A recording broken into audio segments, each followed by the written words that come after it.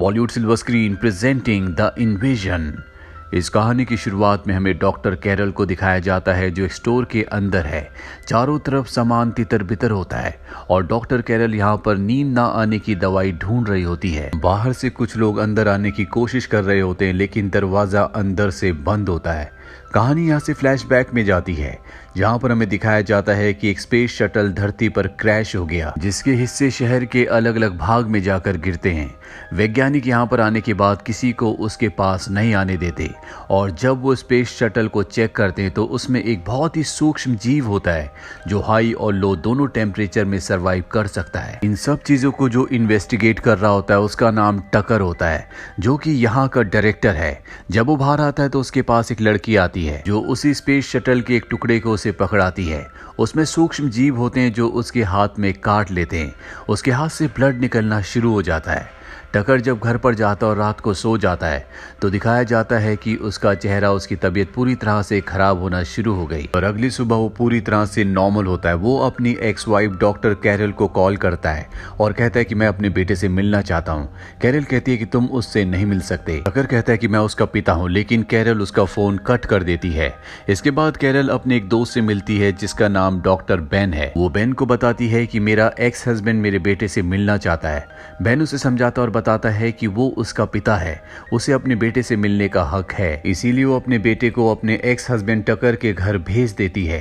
लेकिन यहाँ पर उसका बेटा अपने पिता को देखकर बहुत हैरान होता है क्योंकि उसके पिता बिना एक्सप्रेशन के उससे बात कर रहे होते हैं जैसे कि वो एक रोबोट हो। वहीं घर पर दिखाया जाता है जहाँ पर कैरल अकेली है। उसका दरवाजा नॉक होता है और वो दरवाजा खोलती है लेकिन अब भी दरवाजे पर चेन लगी होती है।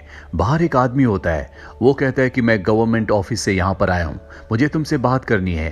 कैरल कहती है कि मैं अभी अंदर से आती हूँ और जब वो अंदर जाती है तो वो आदमी चेन खोलने की कोशिश करता है। कैरल भागकर दरवाजा बंद कर देती है। बाहर से वो आदमी कैरल को घूर घूर कर देख रहा होता है। उसके चेहरे पर कोई भी एक्सप्रेशन नहीं होता और आज कैरल ने ऐसे कई लोगों को देखा जिनके चेहरों पर कोई भी एक्सप्रेशन नहीं था। कैरल को कुछ समझ नहीं आता कि ये सब क्या हो रहा है और उसकी परेशानी अगली सुबह और बढ़ जाती है जब वो अपने ऑफिस जा रही होती है। वो रास्ते में कई लोगों को देखती है जो एक दूसरे से बात नहीं कर रहे होते।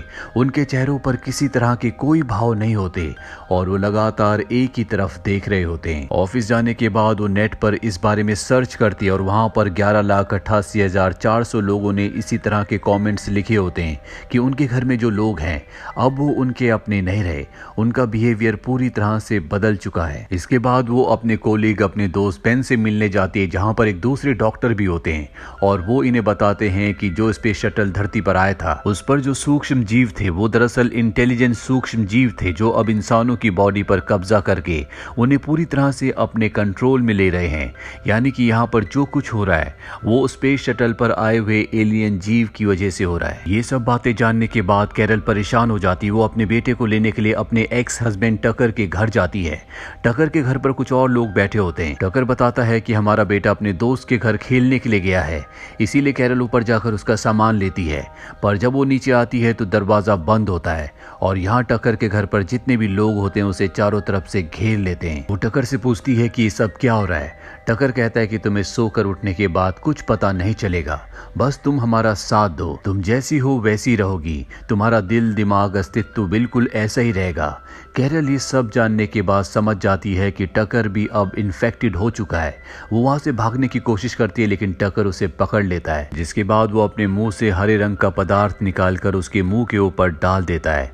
कैरल यहाँ से गाड़ी लेकर भाग जाती है पर तभी वो देखती है कि उसके सामने एक ट्रक खड़ा है जिसके सामने बहुत सारे लोग भी हैं और ये सब के सब इन्फेक्टेड हैं।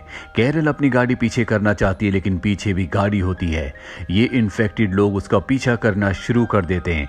कैरल भागकर एक मेट्रो ट्रेन में चढ़ जाती है और वो देखती है कि वहां पर भी बहुत सारे ऐसे लोग हैं जिनके चेहरों पर कोई भी एक्सप्रेशन नहीं है, यानी कि वो सब के सब इन्फेक्टेड हैं। कैरल को कुछ समझ नहीं आ रहा होता कि अब वो क्या करेगी। तभी उसके बेटे का वीडियो कॉल आता है।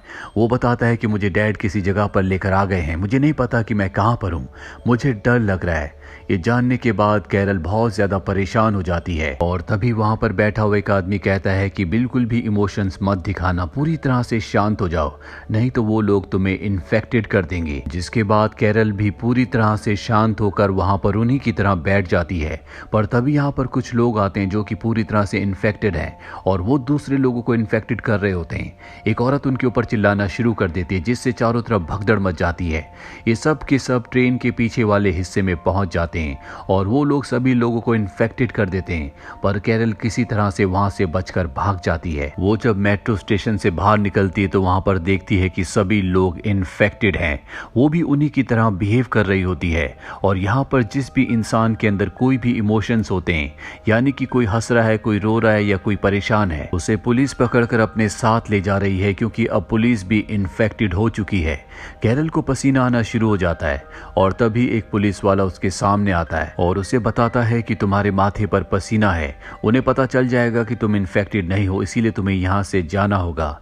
ये पुलिस वाला भी इन्फेक्टेड नहीं होता, ये सिर्फ प्रिटेंड कर रहा होता है कि ये भी इन्फेक्टेड है। इसके बाद कैरल वापस अपने घर आ जाती है जहाँ पर वो अपने बेटे को पुकारती है, लेकिन उसका बेटा वहाँ पर नहीं होता।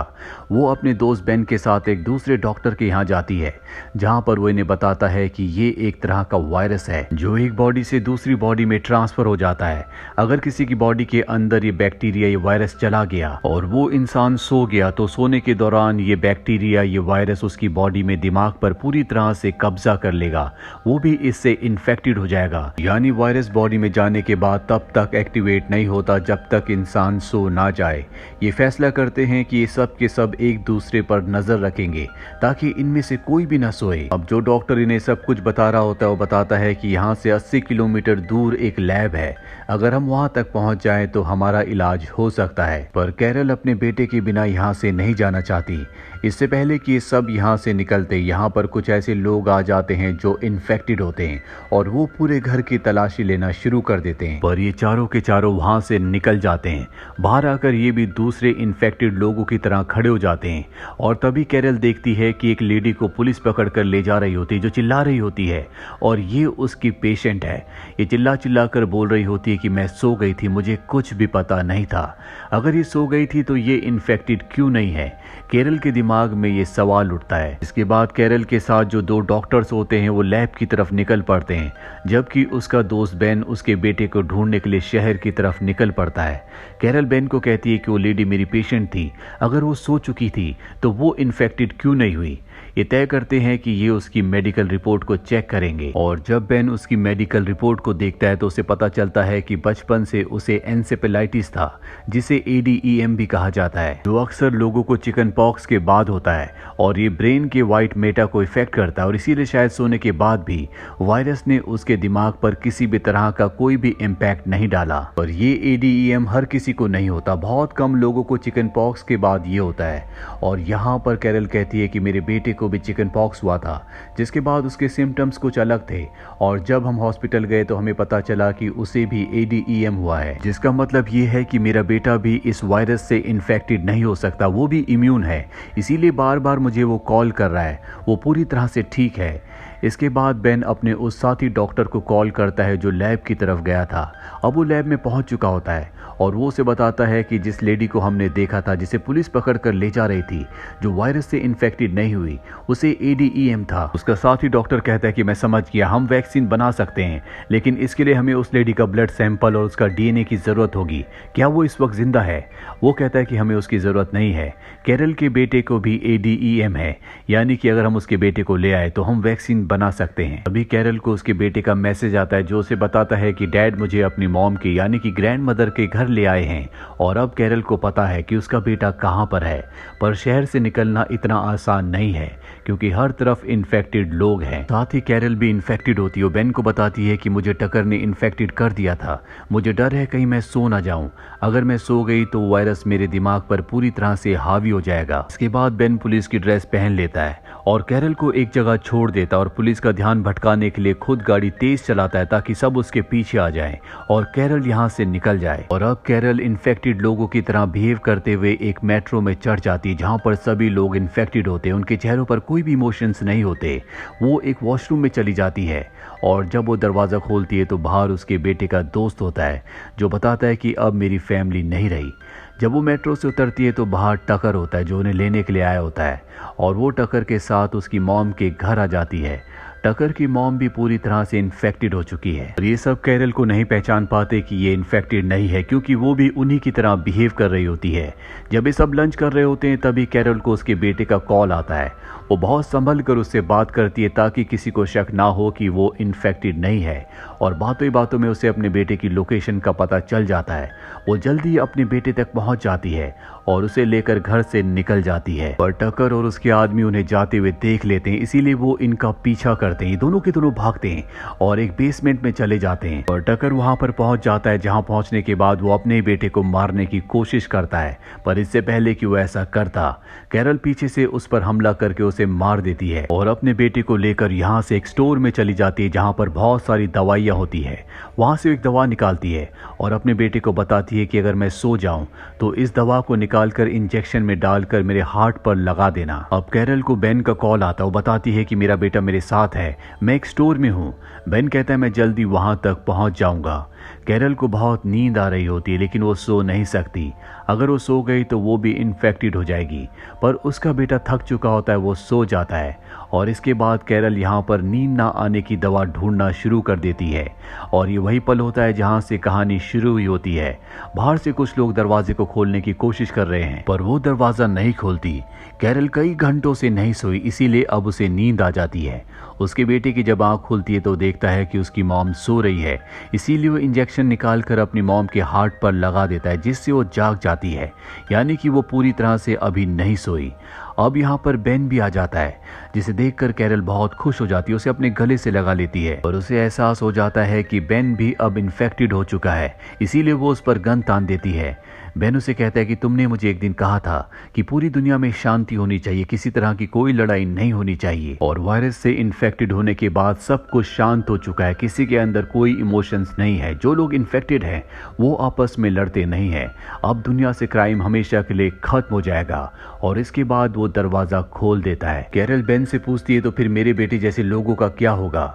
बेन कहता है जो लोग इन्फेक्टेड नहीं हो सकते उनकी हमारी दुनिया में कोई जगह नहीं है और इसके बाद सब के सब उसके बेटे को मारने के लिए उसकी तरफ बढ़ने लगते हैं। वो सबको गोली मार देती है, साथ ही बेन के पैर पर भी, और वो बेन को जख्मी करके बेन की गाड़ी को लेकर यहाँ से निकल जाती है। पर अब बहुत सारी गाड़ियां उसकी गाड़ी का पीछा कर रही होती है जो उसे मारना चाहते हैं। उसकी गाड़ी टकरा जाती है और वो बेहोश हो जाती है और सभी इन्फेक्टेड लोग उसे घेर लेते हैं, पर इससे पहले कि वो शीशा तोड़ते उसे होश आ जाता है और वो गाड़ी को एक बार फिर से स्टार्ट करती है और तभी उसके उस साथी डॉक्टर का कॉल आता है जो लैब में था। वो कहता है कि हमें वैक्सीन बनाने के लिए तुम्हारे बेटे की जरूरत है, तुम कहाँ पर हो?